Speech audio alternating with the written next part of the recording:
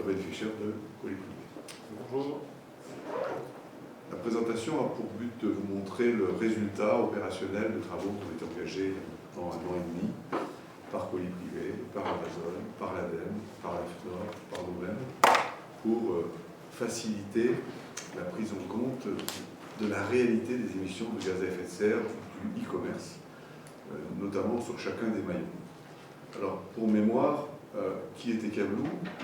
En une slide, Cablou, c'est une agence de notation extra-financière qui existe maintenant depuis 11 ans, qui est présente au niveau international, qui travaille plutôt avec des très grands comptes comme Unilever, comme Faurecia, et qui s'est spécialisée dans la mesure précise des émissions de gaz à effet de serre des transports et aussi des externalités négatives, les NOx, les SOx, les particules, les bruits, les congestions.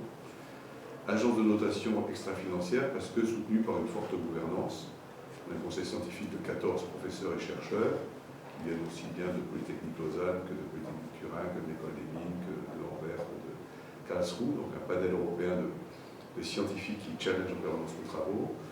Deuxième élément, la conformité toujours garantie. On était le premier à s'engager sur la conformité au décret 2011-36 de la loi Grenelle 2 concernant les émissions de gaz à effet de serre, et pareil dans la foulée du GLEC.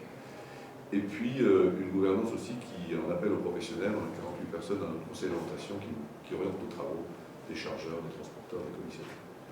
Voilà, donc en 11 ans, quelques centaines de référents chargeurs, quelques milliers de transporteurs.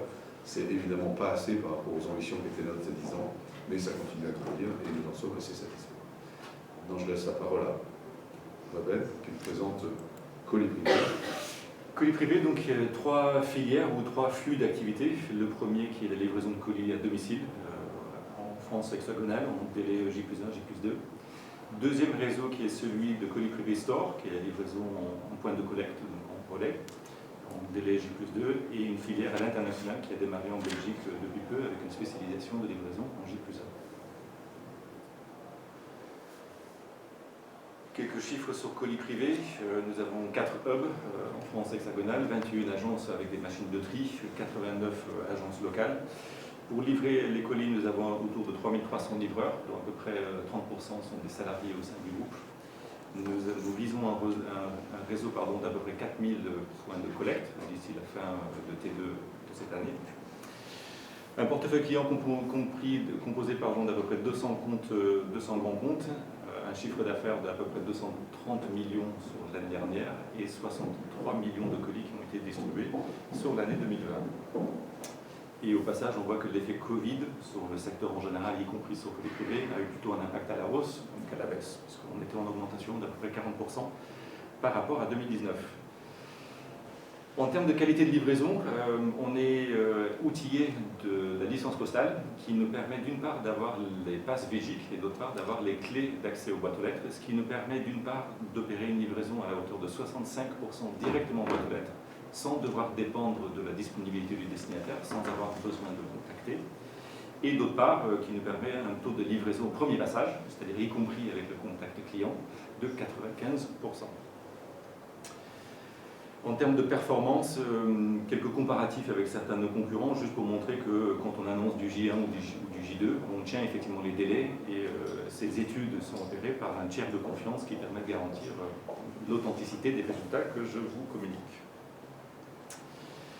En termes de relations clients, on est structuré avec d'une part des interlocuteurs ou interlocutrices qui sont dédiés aux consommateurs, c'est-à-dire au destinataire final, et à la fois un autre call center qui est dédié aux clients chargeurs, avec pour chaque enseigne un ou plusieurs interlocuteurs qui sont dédiés.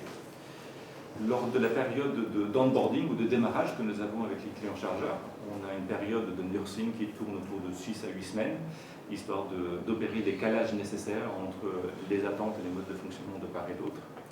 Ça se traduit par un accompagnement hebdomadaire avec des réunions et des études sur les principaux KPI. On est outillé en termes d'informatique par des outils qui sont tous faits en interne, enfin tous les outils fonctionnels, nous les avons développés et ils nous sont propres, donc ça nous permet d'avoir des outils qui soient collaboratifs et qui soient efficaces.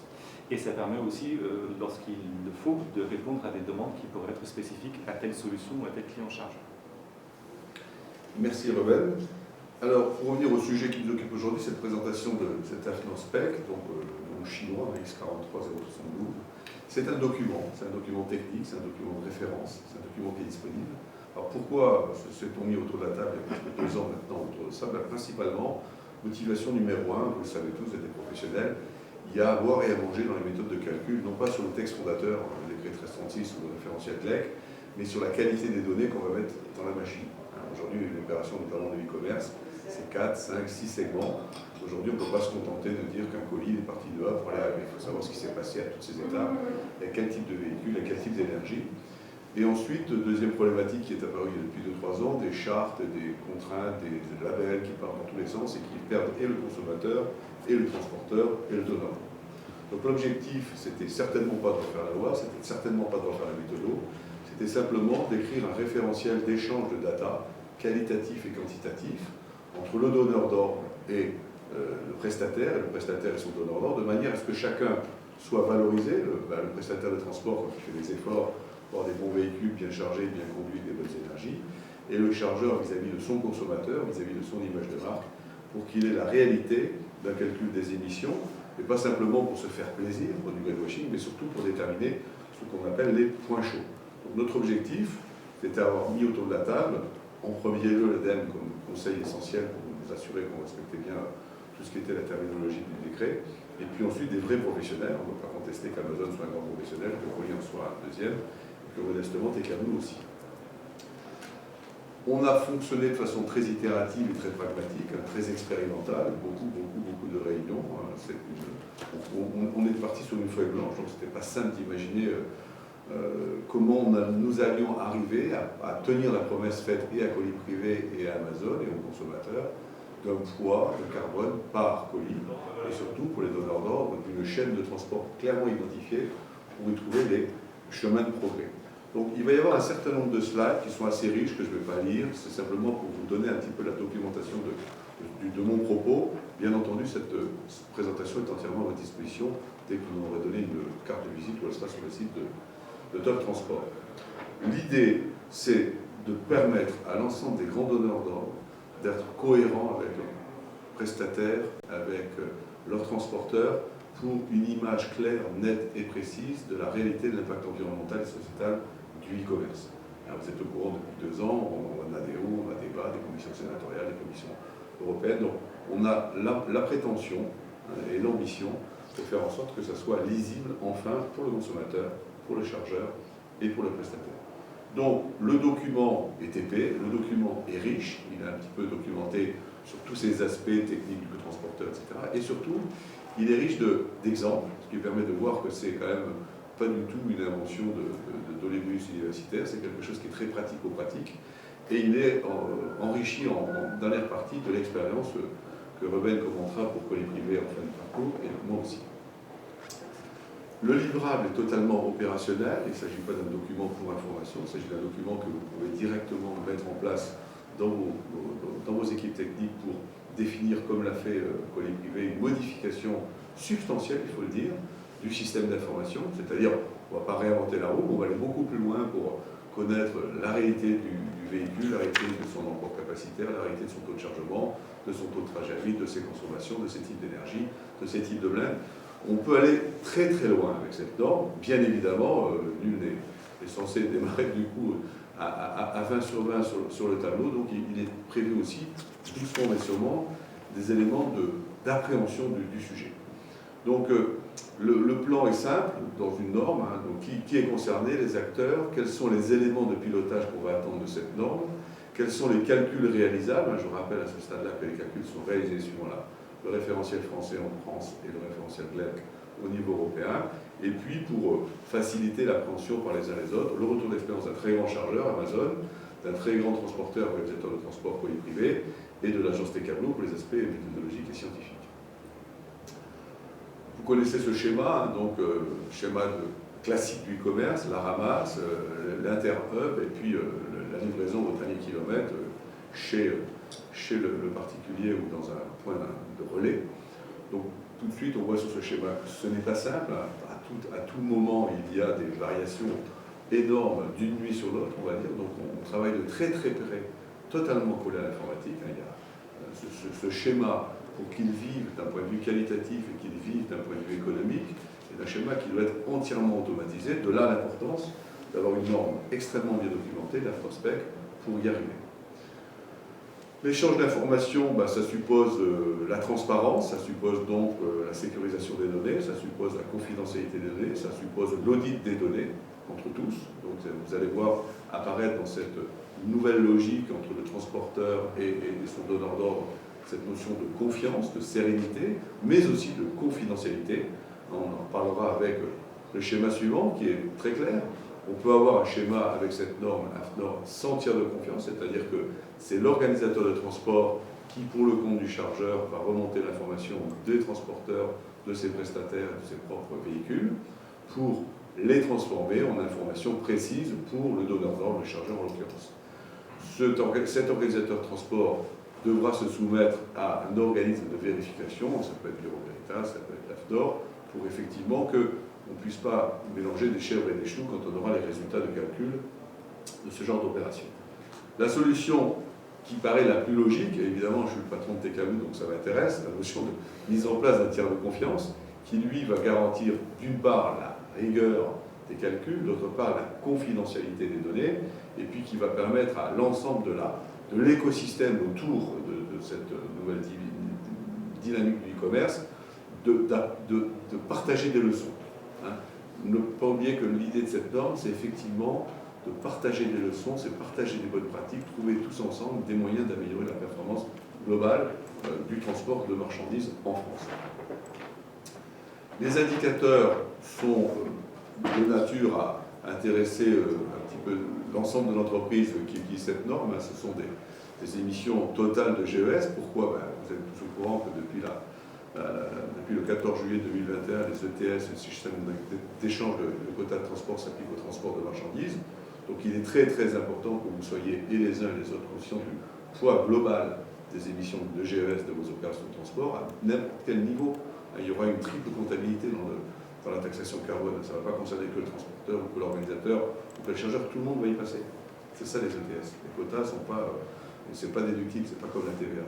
Donc il est très important de bien calculer vos tonnes de CO2 émises et surtout de les baisser. On parle d'une tonne de CO2 qui va être à 300 € dès 2025, à mon avis ce sera dès 2023, ça va aller très très vite. L'intensité GES par tonne kilomètre, ce sont des indicateurs de professionnels, ça vous permet tout de suite sur un tableau de voir que par rapport à une norme habituelle, vous avez un saut, vous avez un pic de chaleur. Grâce au zoom avant permis par les outils, vous allez savoir ce qui s'est passé. Je passe sur le reste, le plus important étant de dire qu'on a défini, merci colis privé, merci Amazon, tout un ensemble d'indicateurs du KPI qui s'adaptent quelle que soit la configuration de l'utilisateur, que ce soit transporteur, prestataire, organisateur, chargeur, on trouve toujours ce qu'on veut. Les critères d'agrégation de données, c'est pareil, vous avez besoin de reporting, vous avez besoin de vision, vous avez besoin de projection. Donc on va travailler au segment, on va travailler au colis, on va travailler au hub, on va travailler à l'origine, à la destination, au client. On a imaginé tout ce qu'il était possible en termes de KPI, nous permettant de travailler dans cet écosystème transporteur-donneur.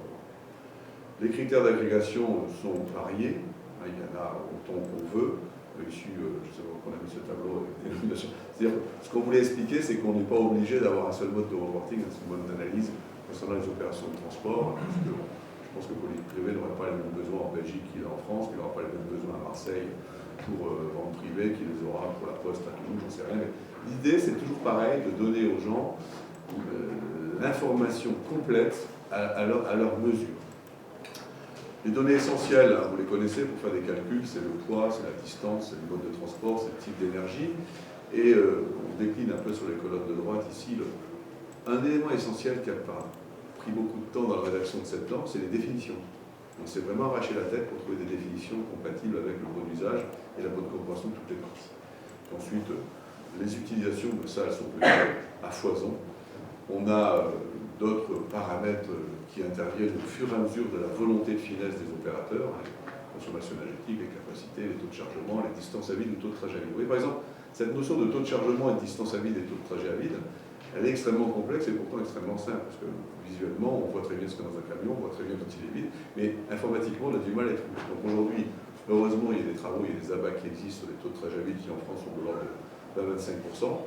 Pour les taux de chargement, la complicité entre le donneur d'ordre et son prestataire fait qu'on sait exactement ce qui va aller dans chacun des camions, et donc par rapport à la capacité d'emport du camion, on peut trouver des taux de chargement très précis. Alors, c'est pas toujours favorable. C'est pas toujours favorable de savoir que dans ce camion prévu pour 10 tonnes de marchandises, il n'y a que 1 tonne. C'est normal, il y a des colis très encombrants. Ou que le taux de trajet vide n'a pas été de 20%, mais de 40%. Il est évident qu'en termes facial, et moi j'aime beaucoup ce que fait Colis Privé là-dessus, c'est un peu la claque.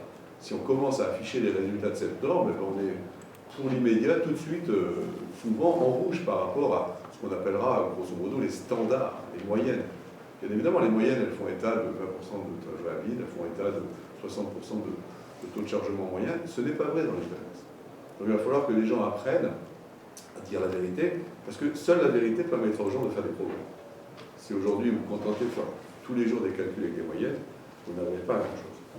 Le niveau de précision des données, pareil, vous avez le droit au zoom avant, vous pouvez aller simplement apprentissage vers des données moyennes et voir un petit peu ce que ça donne, et petit à petit évoluer en catégorie 2 et voire catégorie 3 pour arriver enfin, in fine, à donner à votre consommateur, peut-être, quand il va cliquer pour acheter, il va voir vert, rouge, jaune, il va avoir des indicateurs de possibilités d'empreinte environnementale qui ne seront pas simplement du washi-washa, mais qui seront vraiment l'organisation de transport qu'on peut prévoir derrière. Et ce n'est pas parce que c'est plus vert que c'est moins rapide. Il y a une espèce de logique aujourd'hui qu'on voit exposée à droite à gauche, comme quoi, si on livre en 3 jours, ça fait moins de CO2 que si on livre en 24 heures. Ce n'est pas vrai dans tous les cas. Si on massifie bien et qu'on livre vite, on fait moins de CO2 que si on ne massifie pas et qu'on livre en 3 jours. Pour faire court. Donc l'intérêt, c'est de mesurer. Il y a beaucoup d'intuitifs et de contre-intuitifs dans le e-commerce. La méthode de calcul, j'en ai parlé, elle s'appuie évidemment sur le référentiel du décret français en France, la norme européenne ou le référentiel CLEC.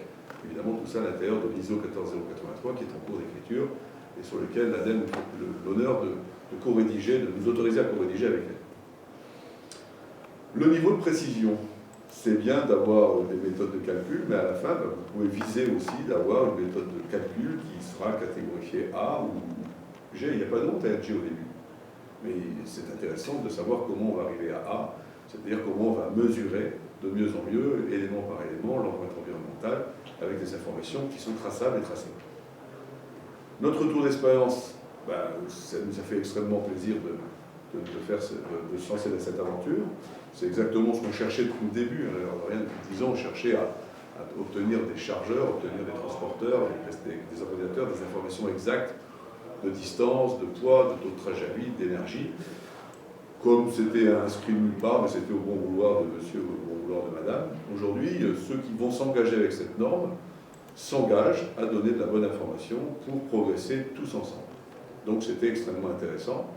On a eu évidemment beaucoup de difficultés à appréhender, mais ensuite on a le niveau de calcul, le niveau d'intensité de calcul. Quand on travaille avec des gens comme Colis Privé, donc il vous dit qu'il fait 63 millions de colis, mais bientôt il en fera 100 millions. Donc un colis c'est 4 segments, ça fait donc 400 millions d'opérations, et c'est que Colis Privé. Relais Colis va nous rejoindre, ça va faire encore un tas, Amazon, etc. Donc il a fallu qu'on travaille vraiment très sérieusement pour savoir offrir à des gens très exigeants comme Colis Privé et les autres des informations temps réel tous les jours sur tous les colis. Et on sait le faire. Je laisserai donner la parole à Ruben pour l'expérience, le retour d'expérience de Colis Privé. Juste avant le retour d'expérience, deux points que je voulais préciser. Le premier, c'est quand on regardait les différents indicateurs, il y avait les gaz à effet de serre par colis. Donc c'est quelque chose qui existe déjà aujourd'hui. On peut voir qu'on a tant d'émissions par colis, mais aujourd'hui, en général, ce qui est communiqué, c'est bien une moyenne. Et la différence du travail que nous portons aujourd'hui, c'est que là, ce serait bien les émissions, en particulier de tel colis, par rapport à son poids, par rapport au véhicule qui a été utilisé pour le transporter. Donc il peut y avoir une grosse différence entre une émission moyenne, en effet, toute France, tout colis, tout mode de transport, et les émissions pour un colis en particulier. Donc c'est là où se joue la différence. Et le deuxième point que je voulais préciser, c'est un des aspects qui nous a intéressés, c'était le fait de travailler en mode open source. Cette spécification elle est disponible à la vente et dans cette spécification sont détaillées toutes les manières de pouvoir faire les mesures, y compris le niveau de détail nécessaire. Aujourd'hui, il nous semblait que vu de loin, le calcul des émissions de gaz à effet de serre, c'était un peu une boîte noire dans laquelle il n'y avait pas grand monde qui jouait la transparence.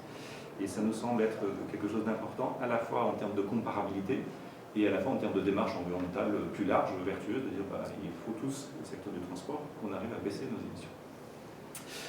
Je ferme l'aparté. Le projet structurant et transverse, ouais, d'autant plus qu'on a démarré en mars 2020, donc en pleine période de confinement, là où Colis Privé a eu la chance et la responsabilité d'avoir un pic de colis de, je sais pas, 80%, je crois, sur cette période-là, parce que certains de nos concurrents à l'époque avaient fermé boutique, ou en tout cas avaient suspendu leurs opérations. Un projet qui comprenait bien entendu le transport, qui comprenait les services informatiques et la maîtrise d'ouvrage, la RSE bien entendu, mais aussi les opérations. Donc une fois qu'on mobilise toutes ces ressources-là au sein d'une entreprise, effectivement une équipe projet qui témoignait de l'ampleur des moyens qui étaient mobilisés. Ça confirmait également l'aspect structurant de cette mesure de gaz à effet de serre, et plus largement de l'externalité au segment au colis. Et ça rentrait vraiment dans le cœur des opérations de Colis Privé. En gros, une fois qu'on parle d'opération et de transport, dans une entreprise comme Colis Privé, c'est bien le cœur de métier qui était concerné. Philippe l'a dit, plusieurs paliers, oui, pas que chez TKBlue, chez Colis Privé aussi. Le fait de pouvoir produire des données aussi détaillées de manière quotidienne, c'était un truc du point de vue technique auquel nous n'avions pas été confrontés et qui était un sacré défi. Et nous sommes en train de terminer le développement pour industrialiser ça et faire en sorte qu'on arrive à une production quotidienne de ces données. Que la démarche soit pérenne, c'est-à-dire qu'autant à l'époque nous étions capables de produire des photos sur plusieurs périodes, autant faire une photo tous les jours et faire en sorte qu'il y ait un film de toutes les données et des émissions, c'était quelque chose qui était très difficile. Fiabiliser les données, en effet, le résultat en sortie n'est aussi bon que ce que peuvent être les données en entrée. Donc autant sur quelques jours on avait des données qui étaient fiables, autant des fois par rapport à des bugs techniques ou des contraintes opérationnelles, ce n'était pas toujours le cas et donc il fallait remonter la chaîne et comprendre d'où pouvait venir l'erreur. Un travail collaboratif sur les règles de calcul. Est-ce qu'on est bien d'accord que c'est comme ça, que c'est tel périmètre, que ça exclut telle chose, que ça inclut bien les autres choses? Et la granularité à la journée, Philippe y faisait allusion, mais en gros, quand on a 200 ou 300 000 colis par jour, ça fait donc 1,2 million de lignes à transmettre, à analyser et à factoriser chez TKBlue. Donc la méthodologie a nécessité un travail de mise à niveau, ou en tout cas de franchissement de paliers chez Colis Privé, et puis une approche itérative, aussi bien avec TKBlue que Amazon, que les autres partenaires, pour résoudre les problèmes qu'on n'avait pas imaginés lorsqu'on s'est lancé dans le projet. Non, j'y vais moi. Tu vas ? Ouais, ça me va bien. L'approche collaborative du point de vue de Colis Privé, c'était de travailler avec un donneur d'ordre qui était à la fois exigeant, mais qui était relativement transparent sur ses connaissances, sur sa puissance informatique, et sur les informations et les ressources qu'il pouvait nous partager. Avec un intermédiaire ou un tiers de confiance comme TKBlue, on a pu compter aussi sur leur expérience et la partie benchmark, de dire ouais, là a priori vos données ne sont pas dans les clous, et tellement en dehors de clous qu'il doit y avoir un truc qui cloche. Mais pas que ça, il y avait également de l'expertise technique, la capacité à agréger, intégrer, factoriser toutes les données que nous communiquions. Et également la garantie de confidentialité, c'est-à-dire par rapport à notre client chargeur, de communiquer une partie des résultats et des informations, mais pas toutes. Et donc c'est bien ce travail complémentaire, itératif, effectivement, oui, avec des suivis projets plusieurs fois par semaine, qui ont permis de rendre ce projet opérationnel et qui ont permis de passer à l'échelle industrielle grâce au partage d'expérience, l'alignement des intérêts entre le donneur d'ordre, nous commissionnaires de transport, et puis l'intermédiaire, le tiers de confiance qui était TKBlue. Ça te va, Philippe? Ça me va très bien. La conclusion, enfin pour vous, on a été très rapide, très dense.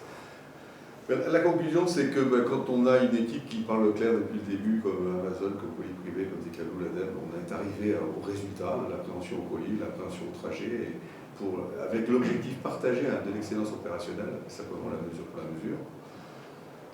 On a commencé à communiquer tout ce matin, j'ai discuté avec une femme de Kingfisher, une acheteuse Espace Transport, qui avait déjà entendu parler de la Finorspec parce qu'on a animé un atelier au club logistique dans le Nord il y a quelques semaines, et ça a apparemment bien plu à beaucoup de gens du e-commerce que, enfin, cette standardisation, automatisation des calculs des émissions du e-commerce existe. Donc nous, ça nous fait plaisir, on n'est pas une entreprise privée, ça nous fait donc beaucoup de clients en perspective. Et puis, comme je vous l'ai dit, on travaille beaucoup auprès de l'ADEME sur l'ISO 1483, sur différents travaux internationaux où notre bureau d'études est d'une aide certaine pour l'ADEME et l'ADEME est d'une aide certaine pour nous. Et on voit que les normes convergent. Donc aujourd'hui, on se bat tous les jours avec la l'amélioration de l'ISO 1483. Oui, elle devait sortir en décembre 2022, elle ne sortira pas avant décembre 2024, après les dernières bagarres qu'il y a entre Américains, Allemands, Australiens et autres. On travaille aussi avec l'amélioration d'une norme internationale d'échange de données pour le GLEC. Vous connaissez le Global Logistic Emission Council. Très compliqué, parce que vous avez une bagarre, c'est clair, entre, je le dis, je le répète, entre les organisateurs de transport internationaux qui ne souhaitent absolument pas que les données soient précises, qui souhaitent que tout soit moyen, que pour le maritime, pour l'aérien, on prenne des AVAC, ça ira bien pour le pareil, et des gens comme nous et nos clients qui souhaitent au contraire que la mesure de l'information environnementale ne soit pas une mesure statistique, mais une mesure de progrès, c'est-à-dire qu'elle permette aux gens de flécher véritablement l'objectif commun qui est de réduire les émissions de gaz à effet de serre. Donc c'est une très grande bagarre, et je pense qu'on a été bien chauffé, je dirais, mais qu'entre nous, pour faire l'afterspec, je pense qu'au niveau international, cet afterspec devrait pouvoir avoir sa grande sœur internationale nette pour le transport international, toujours dans ce souci de transparence des données pour l'ensemble des modes de transport. Voilà, donc fini cette petite présentation très dense, hein, je le reconnais. Je vous conseille de la récupérer et de la lire attentivement. Je vous conseille de dépenser quelques dizaines d'euros et d'acheter l'afterspec en ligne pour voir ce qu'il y a dedans. Et puis maintenant, la parole est à vous pour l'une ou l'autre question sur ce sujet. Et on a tenu les délais. À la minute, quoi.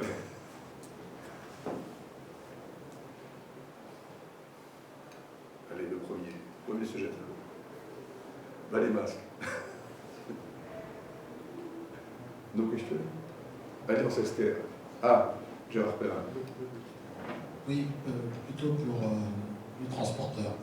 Comment vous appréhendez le fait d'avoir dans vos véhicules, je suppose, un certain nombre de clients différents? Vos camions ne sont pas dédiés. Souvent, c'est le cas pour Amazon, mais comment vous avez abordé ce problème dans le cadre de cette étude? Sur certains segments, les véhicules sont en FTL, donc le véhicule entier est dédié à un client chargeur, notamment quand on fait la collecte. Et ensuite, on travaille avec le poids des colis du client par rapport au poids total transporté. Et donc, ça permet de faire un ratio et de dire, bah voilà, sur les 10 tonnes, il y avait 3 tonnes, 7 pour tel client. Et donc, au prorata, les émissions sont divisées de telle manière.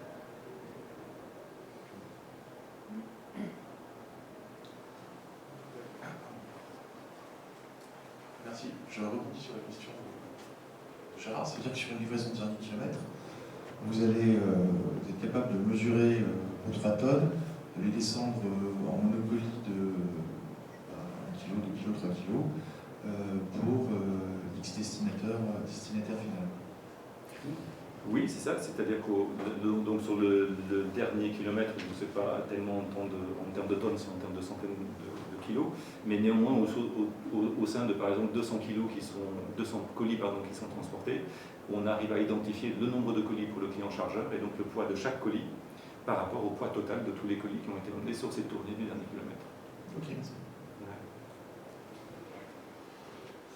Une autre question, Amazon réagit comment par rapport à ça? Parce que c'est très bien qu'il y ait ces études quotidiennes par rapport au CO2, etc. Et en gros, on doit faire des efforts pour réduire nos taux de CO2. Mais comment il a réagi? Parce qu'en gros, on dépend de ces flux. Donc ces flux sont variables. Donc est-ce que lui aussi le prend comme une action de son côté pour sensibiliser ses clients, pour commander différemment, avoir des délais un peu plus variables, ce qui actuellement est plutôt des tendances à quasiment une livraison le jour J. Alors je suis colis privé, je ne suis pas Amazon, donc pardonnez-moi, mais je ne peux pas répondre pour ce que fait Amazon ou la manière dont il gère ça en interne. Le point sur lequel je peux répondre, c'est qu'on a travaillé en étroite collaboration avec Amazon et qu'ils avaient autant à cœur que nous, d'une part de bien mesurer, et d'autre part, on n'a peut-être pas suffisamment insisté là-dessus, mais le projet ne s'arrête pas à la mesure. L'idée, c'est de dire, une fois que j'ai détecté mes points chauds, qu'est-ce qui se passe? C'est le véhicule, c'est le taux de remplissage, c'est plusieurs facteurs. Et donc, pour moi, c'est une mesure qui permet d'atteindre un seuil qui serait de dire on va utiliser le CO2 au même titre que les autres critères qualité. Donc aujourd'hui, sur la slide que je vous ai présentée au début, on a parlé de délai de livraison. Demain, ce que je souhaite, c'est en face du délai de livraison, c'est le CO2. Et ce n'est pas un souhait qui m'est propre à titre personnel, c'est bien, je pense, vers là que tend tout le secteur, y compris des acteurs comme Amazon. Mais encore une fois, je ne suis pas Amazon. Moi, je travaille avec Amazon, Amazon me paye, donc je suis sidéré de la façon dont ils ont insisté pour que ça soit externalisé, pour pas qu'on dise c'est du Amazon washing. Je suis étonné de la façon dont ils nous imposent la remontée de données tous les jours, pour tous les jours faire des éléments correcteurs sur les biodiesels, sur les blends, etc., sur les taux de remplissage. Ils se servent de ça vraiment comme un outil d'amélioration de leur chaîne de transport. Ils jouent le jeu à fond. Et c'est assez extraordinaire de voir une boîte Amazon qui est bien connue pour l'informatique, sous-traitée sur une petite boîte française Tecablo, cette partie cruciale, mais ils ont insisté pour le faire ainsi, puisqu'ils ont dit sinon on n'est pas crédible. Ça va? Oui, c'est la fin du rendez-vous. La seule dame, Une dernière. deux dames, il n'y a pas de question des dames. Une dernière question pour trouver. Est-ce que toute cette étude vous a permis de dégager le choix de véhicules et avec quelle énergie? Colis privé et commissionnaire de transport. Donc on n'a pas de véhicules qui nous appartiennent. Donc on n'a pas de flotte propre. Donc, ça veut dire, je ne dis pas qu'on a une flotte sale, ça veut dire que nous n'avons pas de véhicules qui nous appartiennent. Donc là-dessus, il y a un levier indirect, mais il n'y a pas eu de transformation de flotte parce que nous n'en avons pas. Merci, au revoir. Merci beaucoup. Merci. N'hésitez pas à laisser vos coordonnées si vous voulez des infos complètes. Ça marche, c'est gentil, merci. Bon. Merci.